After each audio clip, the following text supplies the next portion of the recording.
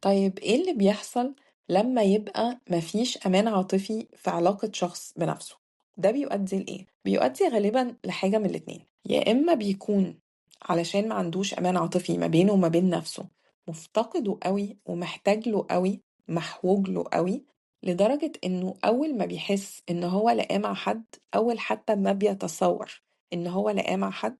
اول ما حد بيعرف يحسسه بالاحساس ده، سواء ده كان حاجة genuine، حاجة حقيقية،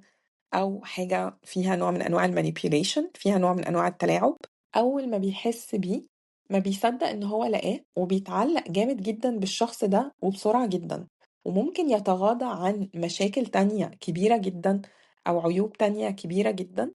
ممكن تكون ظاهرة للناس التانية، أو ممكن حتى هو نفسه يشوفها بعد كده، بعد ما يكون اتعلق قوي للدرجة دي، بس يتغاضى عنها أو يبررها عشان للدرجة دي محتاج الإحساس ده، وللدرجة دي كان محروم منه ومفتقده وما صدق إنه حسه واتعلق بيه.